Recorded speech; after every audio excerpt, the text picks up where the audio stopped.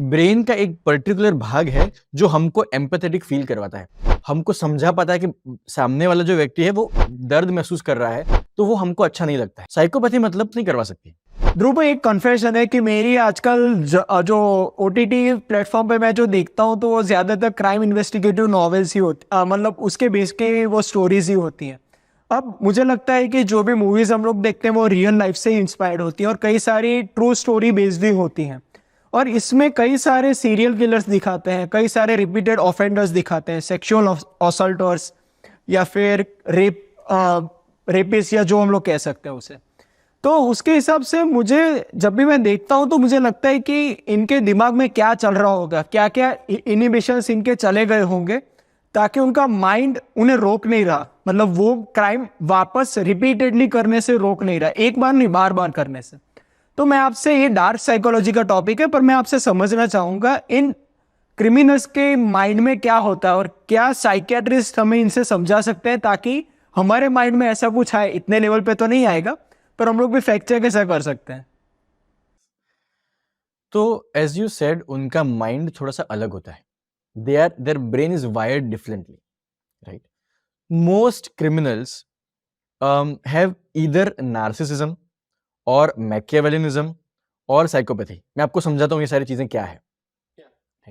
Psychopathy में क्या होता है, हम सबके नॉर्मल लोगों के मन में एम्पैथी जगती है, मतलब दूसरों के पेन को हम समझ सकते हैं और उनके पेन को देख के हमको थोड़ा सा बुरा फील होता है।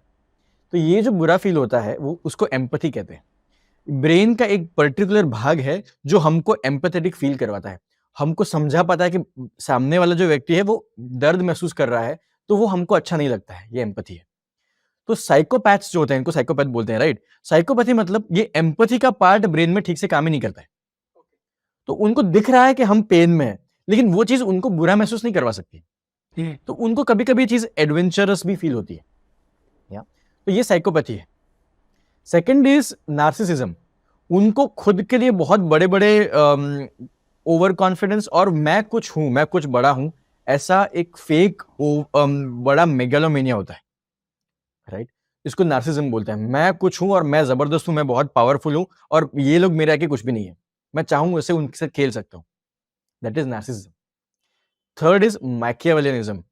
मतलब वो निकोलस मैकियावेली का बहुत फेमस नॉवेल था द प्रिंस, उसके ऊपर से वर्ड आया है।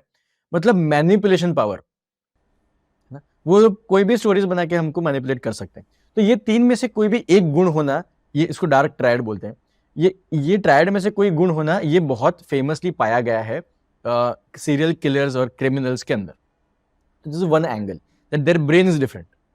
सेकंड इज उनका जो अपब्रिंगिंग है वो अलग है। जैसे बचपन में उन्होंने बहुत सारे क्राइम देखे हैं, या जब वो क्राइम नहीं करते थे उनको लोग दबा रहे थे, उनको मुश्किल थी, कुछ तो क्राइम किया और उनका लाइफ पॉजिटिवली चेंज हुआ।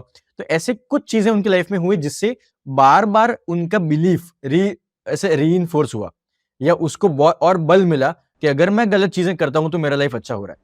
फिर आगे जाके उनको बहुत तकलीफ भी हो सकती है, लेकिन जो एक एक बिलीफ दिमाग में बचपन में सेव हो गया, फिर वो हिल नहीं पाता है ना? तो ये एक प्रॉब्लम होता है। और उनके मन में और भी बहुत सारे मेंटल प्रॉब्लम्स होते हैं, जैसे कि उनको लगता है कि यार मुझे कोई पकड़ नहीं सकता है, या ये तो अच्छी बात है, मैं तो कोई हायर पावर के लिए कर रहा हूं। या उनको साइकेट्रिक बीमारियां होती है जिनमें उनको शक आता है कि ये लोग मेरे अगेंस्ट है और मैं नहीं मारूंगा तो वो लोग मुझे मार डालेंगे। ऐसी चीजें होती। और इंटरेस्टिंग चीज मैं आपको बताता हूं कि ये जो बिना एम्पैथी के लोग होते हैं ना, वो सोशल नहीं हो पाते हैं, इसलिए उनका सोर्स ऑफ प्लेजर इंटरनल होता है। तो वो लोग फैंटेसीज में घुस जाते हैं। वो लोग जब प्लान करते हैं कि मैं कुछ क्राइम करूंगा, तो उनको प्लेजर फील होता है कि हाँ चलो मैं कंट्रोल में हूं, मैं कितना स्मार्ट हूं कि मैं ऐसे करूंगा कोई मुझे पकड़ भी नहीं पाएगा और मेरा ही उसमें पावर होगा और कोई पुलिस वुलिस मुझे पकड़ नहीं पाएगी। तो ये फैंटेसीज उनको बहुत ज्यादा फैसिनेशन देते हैं।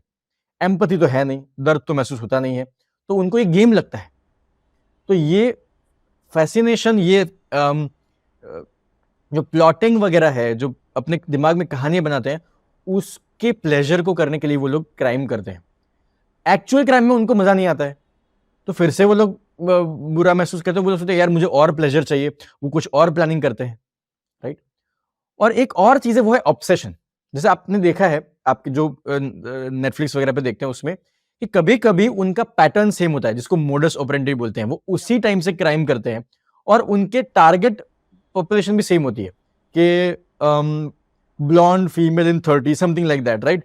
तो वो उन्हीं को टारगेट क्यों करते हैं? क्योंकि उनको उनसे ऑब्सेशन होता है, साइकोपैथिक ऑब्सेशन, एबनॉर्मल ऑब्सेशन, कि उनके ऊपर अगर मैं कुछ करूंगा तो ही मुझे पावरफुल फील होगा, तो ही मुझे स्मार्ट फील होगा, या वो करने से मेरे कोई पाप धुल जाएंगे। तो कुछ भी क्रूकेड मेंटालिटी हो सकती है।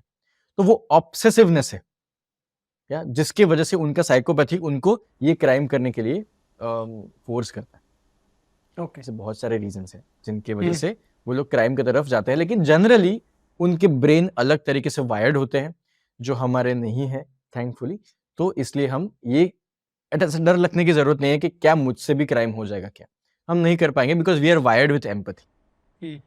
और ये आपने वायरिंग की बात की, तो आपको लगता है कि ये इरिवर्सिबल चेंज है? माना कि जो आपने कहा कि अपब्रिंगिंग के वक्त कुछ वैसा, मतलब क्या कह सकते हैं कि एकदम इम्पैक्टफुल कुछ उनकी लाइफ में हो गया जिसके कारण उनका ब्रेन ऐसे वायर हो गया, रीवायर्ड हो गया। तो क्या आपको लगता है कि इन्हें नॉर्मल किया जा सकता है वाया नॉन फार्मास्यूटिकल और फार्मास्यूटिकल अप्रोच? मतलब ये नॉर्मल जो सोसाइटी में रह सकते हैं, या फिर एक बार इनका हो गया तो इट इज इरिवर्सिबल, जब तक वो मरेंगे नहीं तब तक उनका दिमाग वैसे ही रहेगा? इसमें 3 टाइप के आउटकम होते हैं। एक है रिवर्सिबल, दूसरा है ट्रेनेबल, तीसरा है मैनेजेबल। मैं उसका मतलब समझाता हूं।